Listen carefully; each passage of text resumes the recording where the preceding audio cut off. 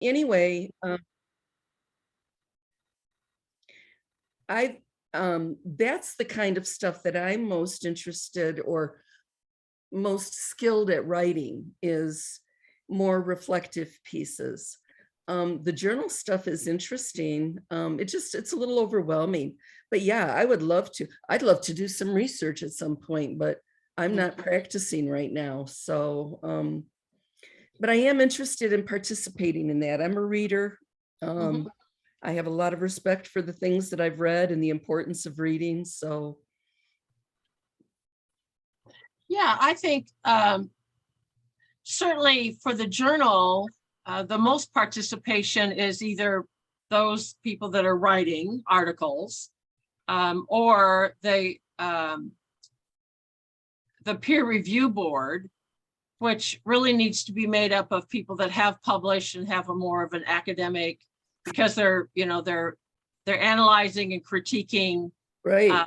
right the articles for a peer review.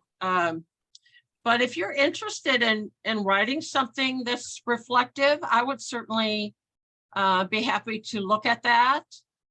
Maybe there's another person that you know that has published in a journal that might co-author something with you. That's always a good way to get your feet wet in publishing, is to co-author with someone else who has a little more experience in doing that kind of level of writing. Okay. Yeah, Wendy. Yeah, Linda, I just like to know a little bit more about the journal in general. I'm not so familiar, and also about writing something for the publication. And Karen Purnett, who's here, can speak more because she's written a number of articles, but we just had a chapter published in a pretty well-established anthology of Gestalt therapy about Sandtray.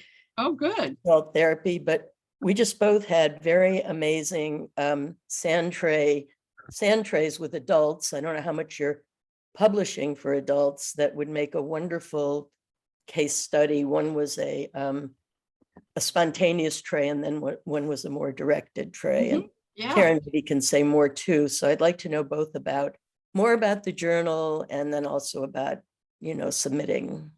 Sure. Well, we're excited about the journal. I think to me, as a retired academic, an old retired professor, is I think what's so critical in continuing to establish a new area of therapy. Certainly Sandtray and sand therapies are not new. Lowenfeld, established it almost 100 years ago, so we're not new, but establishing it in a way that other mental health professionals and other professionals take it seriously is one. I think it has three legs. I think one is long history of actual clinical work, which we certainly have. The second is quality research, and that is continuing to increase. There's now, in the area of sand therapy, 4 different meta-analyses that have been done, which means there's got to be enough research out there for there to be a meta-analysis of the research, right? So there's 4 of that, and Lorraine, of course, has done the hugest study on that. So kudos to her.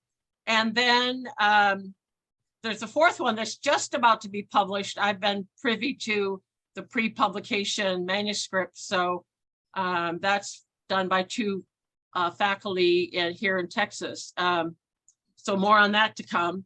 But then the 3rd leg, I think, is having a journal. And Sandplay has done a wonderful job over the years of having multiple journals on Sandplay. But I think adding to the field of another journal with the broader umbrella of Sandplay, which then, or sand therapy, which then covers everything, right? Whatever is being done in the Sandtray, right? So, so it is that. It's the World Association really felt that this is one of the first primary projects that we wanted to get up and off the ground, and it's taken us a couple of years to accomplish that. But we're about to, Wednesday, our third issue will be published, and so we're moving along with the process. I think part of what we're trying to do with the journal is also to reflect the goals of the World Association, which is to have clearly articulated different theoretical approaches so people can really identify and know their theory and know why they're doing what they're doing or whatever their approach is. Sand play folks have done that very well for a very long time, but the rest of us have not done a good job on that. So this new issue that comes out Wednesday will have Terry Kottman's written an article on Adlerian sand tray therapy. So that's our first. Having something on Gestalt would be good. I've got different people in the pipeline who have promised that I've asked who have promised different theory pieces. Also specific populations. I've got a manuscript that's almost ready to go up to reviewers on working with perinatal loss. Yeah. Really, really good.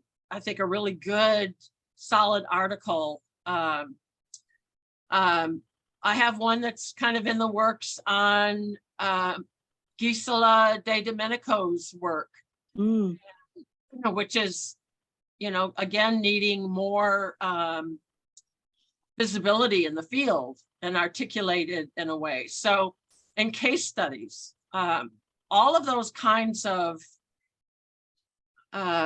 articles that present a particular way of working, the kind of clients we're working with, and all of that are very, very welcome. I have a question on that. And I apologize for my level of ignorance because I'm not well acclimated to academia, but when you write a case study, I have written releases for some clients, but I don't have written releases for all of my clients. I have photographs of all of my clients' work. I have kept photographs of their work since I started doing sand tray back in the 1990s. But I can't use them. What are there guidelines in terms of recreating a scene? I mean, I get torn with this when the idea of hiding people's identity and changing circumstances. And where does that flow into fiction? Well, that's a valid question. I mean, Yeah, I really get hung up with that. So I don't know, that might be like a no-brainer, but I'm a little stuck on that. yeah, I would refer you back to the APA journal for the style manual, and it will give you guidelines on that. Certainly, Okay, I'll have to buy it. I had one of those in graduate school, but I haven't looked at one since. yeah. Well, who would, unless I mean, you might be able to Google that information, but if you're showing a picture or even recreating a tray, then you need signed permission from the client. Okay, all right. Right? Because that is like verbally. It's giving a their dialogue. story. It's Right. their story. And so, Right. Okay. Lorraine, I know that you, being an editor of a journal, have come across this. Do you have wise words to give Diane on this? yeah, we have, first of all, of course, we want to avoid any exploitation. So we don't want to share client data that is just designed for the wow factor, but not really necessary in terms of the theory or the points you're trying to make in their showing their work. We want to disguise their identity in that, they're not easily recognizable, but not so much so that it would interfere with our ability to interpret what you're presenting. As you know, so if they do have a particular diagnosis that you're trying to help others understand SAND work in that diagnosis, then of course we would want to know their diagnosis and age. I have a hard time when people blend clients in publication. I think it can be very confusing for the reader. You know, and so I think there's a place to disguise identifying information to protect the client, but not so much so that you're creating a false narrative that's not going to help the sand play community or the sand community understand that phenomenon, right? And so, yes, I don't know if that helps or not. I'm just really excited for this journal. I think it's brilliant that it's open access, that it's every month, that it's easily digestible. You know, it's like you get on it, you see a couple articles, you read it, you know, voraciously, and it's there for reference in the future and for sharing with others very easily. So I am excited about that. I can't be like on the editorial board per se, because I'm involved in that with other journals, but I want to, you know, if any peer review, any, my goal is, you know, I serve on a lot of dissertation committees and, you know, just want people to find places to publish this. And sometimes people have wonderful articles that aren't, quote, Jungian sand play, and I can't, you know, there's no place for them in terms of our journal, but they're wonderful articles. And so I'd like to be able to make those referrals, and then also just have a interface between the different journals. That is the ISST is about to start its first journal online as well, which is called the International Journal of Jungian Sand Play Therapy. It's been slow moving, but has been funded now. So, and I know some of the other journals feel like it's competition, right? When you get these new journals, and I just don't see that, because this is most places in academia have multiple journals that cover different topics. So I think this is, yeah, I just think it's wonderful forward thinking, and, you know, whatever I can do to help in terms of writing, referring, advocating, reading, all that stuff, I'm game, because we definitely need our literature forwarded, because we have a dearth, unfortunately. Like it's despite all the work being done, I think our literature is behind us in terms of sharing with the rest of the community. So I have a lot of hopes for this peer-reviewed journal. So I'm here to support Thanks. anyone I Yeah. can. And I think that's so important, Lorraine, too. And I'll get to you, Karen, in just a second. Is there's a lot of readers out there, right? And I'm really sad that people see and interpret this kind of as competition, because, you know, it's like the more journals in this field, then the more other professionals say, well, there must be something to about this, right? Because look at all these journals now, and look at all the readers. And so, yeah, there's, you know, give me more to read. Yes, agreed. I'm all for that. Karen? Yeah, so I have a question. I'm not academia, but the question is, the article that we wrote on Gestalt therapy and sand tray had both theory and case studies, and it was a chapter rather, not article. And I was wondering if that is something that could be, if we had permission from the publisher, if that's something that could be used in this journal. It's okay with the person that edited the book, but he told me I had to discuss it, you know, obviously with you guys, and also then I'd have to contact the publishing company. Right. I would not be opposed to that. Probably I would maybe prefer that you, I guess how long it is part of it. Our guidelines are on our journal webpage, and it's 14 to 24 double spaced, 12 font, kind of typical. So I want to keep within that range. And so I might be happier about having it slightly rewritten, but it could be based in that chapter. That would be fine. Yeah, I'm trying to also encourage, because we really want to, as a an association, really promote that people know why they're doing what they're doing. Mhm. So even I had a case study submitted, and I responded even before I sent it out to reviewers is, can you add your theory or approach in this? Mhm. So the reader knows why you're doing what you're doing and Mhm. how it's grounded, right? And so, and even if a theory paper comes, although I didn't, Terry Cotmans is not this because she's going to give us some case studies and future articles, but what does that look like? Right? I mean, Mhm. what does the theory then look like when, so maybe some cases, so it's always a blend, I think, of both, Yeah. right? Yeah, and this article actually it's a blend of Great. case study of Wendy's and case study of mine, and then with the Gestalt theory Uh-huh. in there. Yeah. More of that. I'm all for that. That's lovely. So you can go to the website, our Mhm. journal website, and of course, see all the typical Sure. author guidelines. And there's a portal there to submit articles. So Mhm.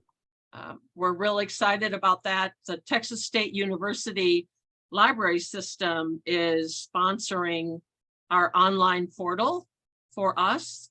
That's a new venture for them.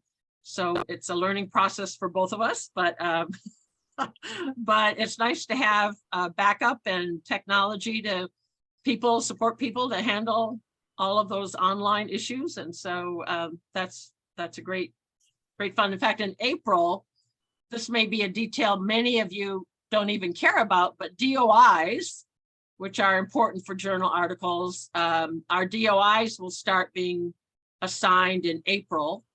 So that's part of the Texas state system, getting all of that set up and running. So, So, all right. So here's some questions. So this is the first article I ever wrote, we ever wrote for a book. So, and I don't know, so I've never had occasion to contact the publisher to say, can this be reprinted or parts of it be reprinted? I have no idea how to do that. who's the publisher? I think it's Rutledge. Rutledge. Yeah, I publish with Rutledge too. So I would contact, who's your initial contact there? Mine's Anna, somebody. I don't know offhand because I'm not it's an art, Oh, it's that's a right. chapter. So That's I know right. that I can easily find out though, because I know the author of the book. Right. I would contact the author of the book, ask them who their contact is at Rutledge. And then even if it's not the correct contact, they email it forward to whoever handles that Okay. issue. And just ask for permission to have this chapter maybe edited, say re-edited or reformatted for a journal, for this particular journal, and see if they give permission for that. Okay, great. All right, thank you. Yeah. Yeah, and Taylor and Francis, who handle the permissions, I believe, for Rutledge, they have that 2-year, they just say 2 years after you've published something, then you can begin to think about how to repackage it. Oh, Okay. okay.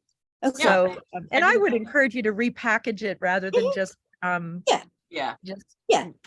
republishing it. Right. Yeah. I'm just trying to figure where to start.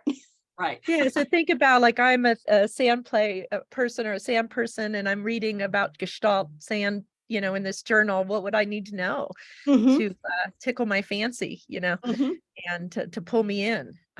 Yeah.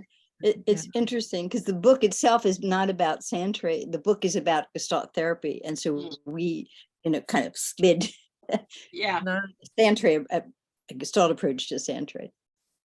And then I think there's, people who, I mean, at least I found this parallel in play therapy, is that people think they think they're doing Gestalt sand therapy, right?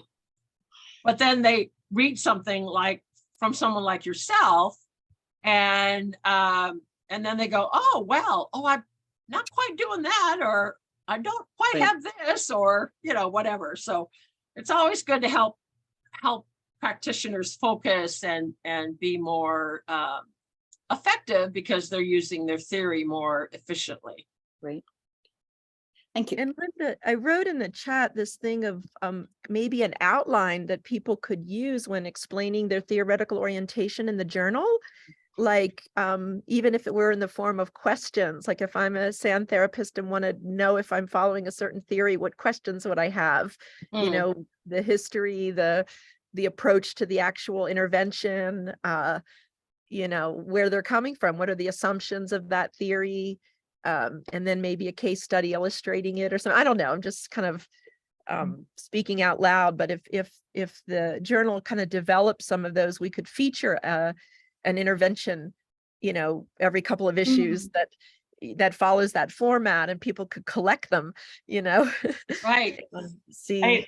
In Terry Cotman's book, Doing Play Therapy, she does something really similar to that. And I've always loved the format of how she did it because it's such an easy way to kind of reference and look at things and just the basics, like you were just saying, Lorraine. Nice. Yeah. So look at her article. It'll drop early Wednesday. And so, you know, that might, I don't have that on the top of my head already. I'm working on the April issue. So March is like done already. So, but I think that's always it. And I always refer people back to, you know, look at the journals of your professional association that you're already getting, right? Look at those, see what those articles, what do case studies look like? What does the research article look like? What, you know, look at what you're already reading or have on your shelf to kind of give you some of those outlines and to give you a feel for what an article that you might like to publish would look like.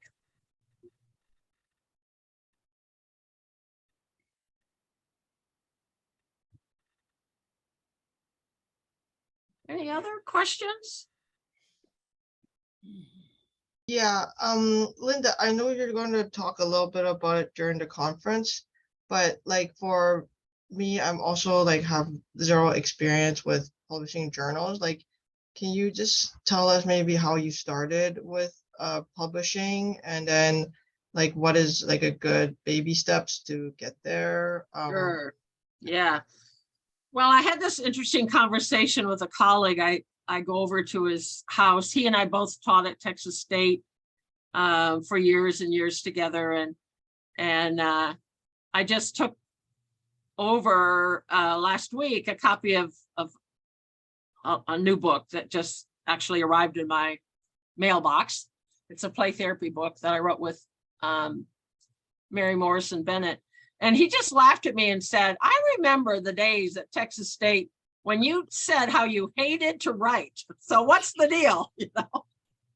Well, and I did, you know, the old phrase about academics, they have to, you know, publish or perish. You can't keep your job unless you continue to publish. And so I was really forced to publish, right? And but I had wonderful mentors, people more experienced, had lots of publishing experience, and they would let me co-author with them, right? So I was second author, third author, you know, and eventually as years went by, in order to get tenure, I was told I had to have single authored articles and then be the first author on articles and those kind of things. But so it evolves over time.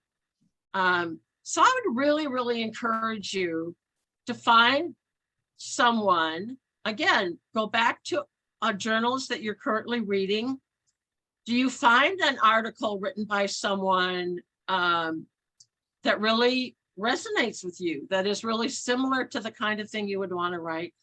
And then reach out to them to see if they would like to co-author something with you, or find another colleague who's interested in publishing.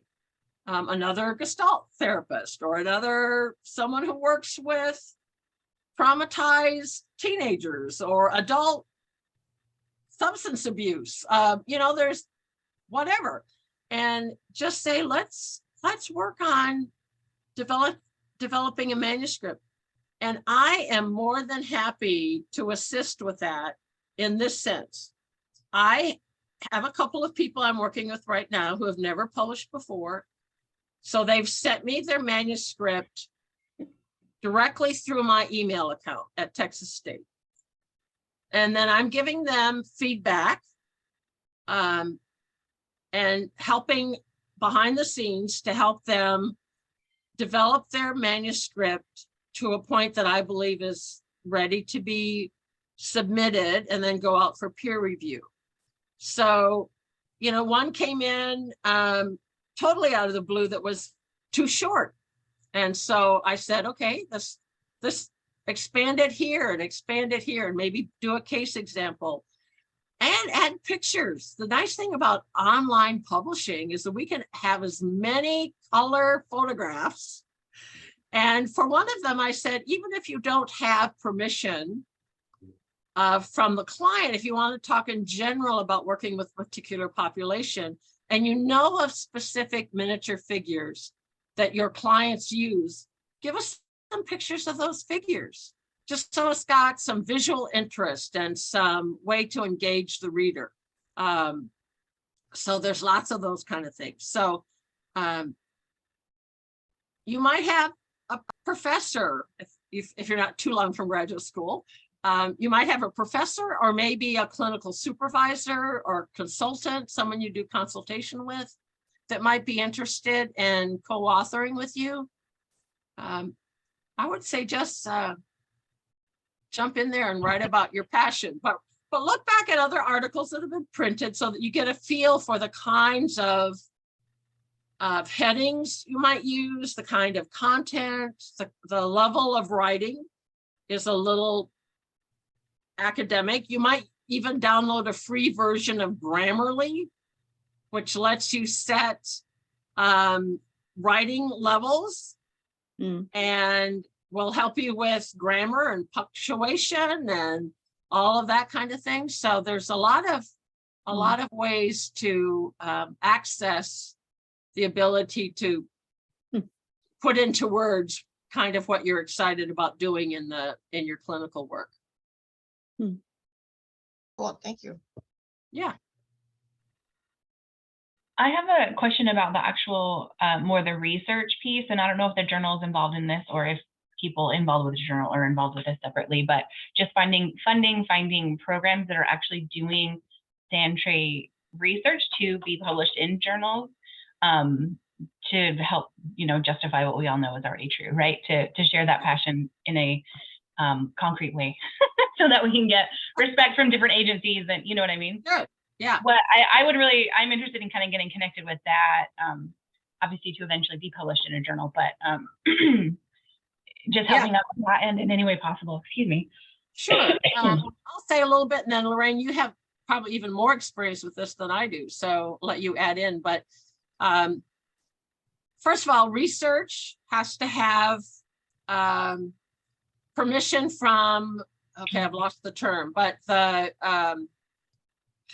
review board. A review board, right, for research. So typically those are at universities. So linking with someone at a university, for example, for our association, we've been doing research to find sand therapy competencies. And Elizabeth Hartwig, who's at a university, has been part of our research team because she can access all of that and she does all that, funky work of tedious funky work of submitting those proposals and getting the IRB approval and all of that. So that's really critical. And then it's really developing a quality research design. And again, having someone with strong research background who can develop the research design, because you don't want to go through all of the hassle to actually collect data and then find out you missed in step one, like not getting informed consents or not getting the IRB or not getting, or your design is flawed. And so you might get some interesting outcomes, but it's not publishable because the research design was flawed. So that's, there's a lot of steps to doing, quality research. Lorraine? Yeah, I don't know if the World Association Journal is going to accept research that's not IRB. I know that we do in other journals because some of the clinical researchers, which I'm a clinical researcher, And so we don't, you know, a lot of times when you try to get IRB approval from a university, they don't know what to do with you unless you're in the program, and it Right. can take a long time. And so what we do is try to, well, we always have an informed consent process, and then we try to make sure that it's peer reviewed in terms of, you know, is there any harm being done? Because basically IRBs is just a way to make sure you're not harming your clients with the research. So I Right. don't know if the World Association would be open to publishing research that doesn't have IRB approval per se, but that does meet the intentions of that in terms of ethical conduct and research, if they can show that they're following APA guidelines. And so that's typically what I do as a clinical researcher, is I just go through the APA guidelines and develop an informed consent to match that. So I don't know, Linda, I guess that's a question to ask the board. Yeah, if- exactly. if, Right. because that can, it can discourage clinicians from doing research, which, you know, but nothing stops you from being curious and then sharing your curiosities and sharing your observations in a structured way to promote more research. Hmm. So, Hmm. yeah. You know, that's Yeah, one of the things that I think of is, you know, I minored in evaluation in graduate school, but I've never done anything with it. And so throughout my clinical work, you know, 25 years, I come up with these little research questions in my head, Mhm. you know, but then I don't know where to go with it in terms of, you know, putting something together. I have a few, I would love to do it, but I don't know who to go to or where to go from there.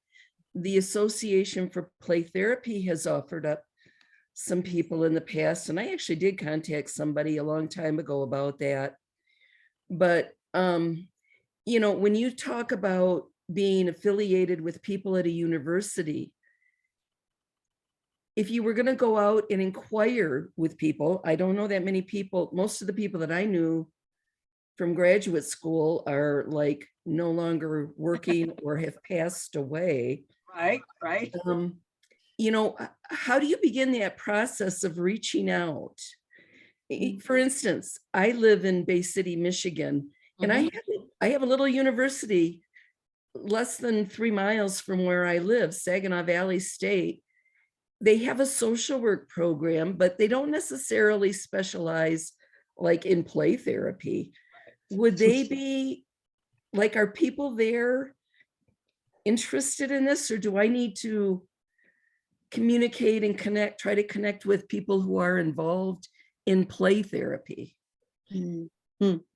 That's a good question. I think there are, well, first of all, remember, faculty have to publish.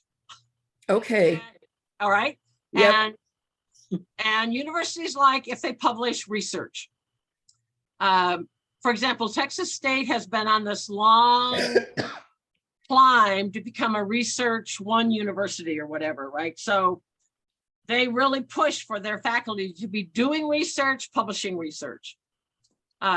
You get more little points when you go up for your annual review if you have published research articles and been active in research.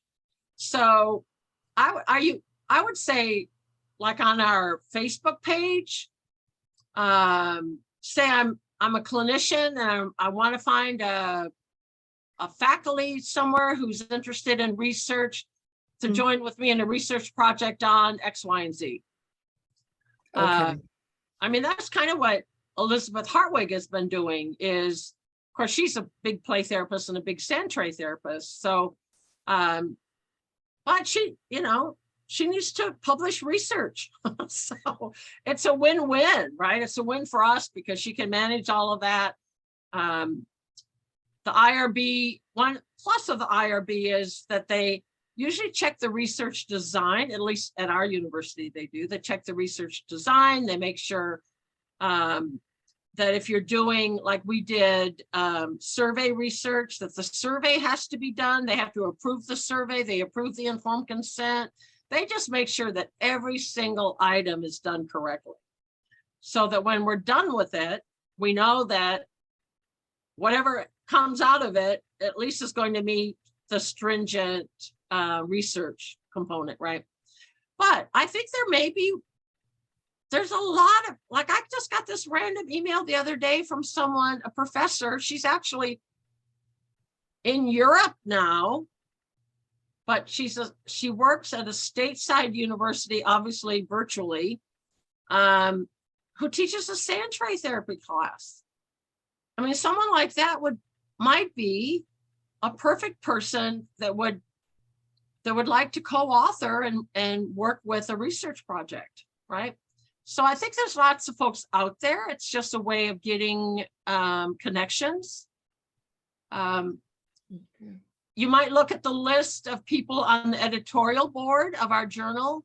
Some of them are at universities, and so some of them might be interested in co-authoring and working with a research article or a research project. So all of those are listed. There's international, we have a lovely international group of people. Some of them are practitioners. All of them are authors, but some are at universities. And so that might be a way to connect as well. But I think there's folks out there, and it certainly doesn't have to be anyone local nearby, right? It could be anywhere in the world these days. It doesn't matter.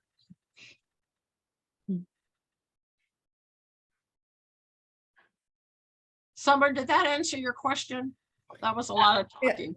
Yes, absolutely. That's helpful. You know, it's interesting because as with anything, you know, you get these ideas and then, but you don't know, you know that there's a pathway, but there's a million pathways that you're looking at, and you don't know the pathway that's going to get you there most efficiently. And so, yeah, it's really helpful.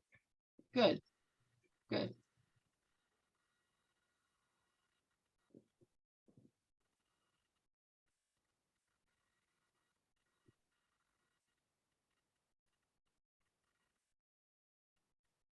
Anyone else? Questions, thoughts, comments? I'll just say that I'm really glad that this organization has come together. I spent a lot of years looking for ways to go deeper in sand tray. And because I mean, we all know it's fundamental, you know, that going deeper is a big part of the process. And I met it through reading because there weren't those deeper trainings for a lot of years. And I think we need more of those too, you know, where you can really immerse yourself into a process. And I'm just glad that it's here.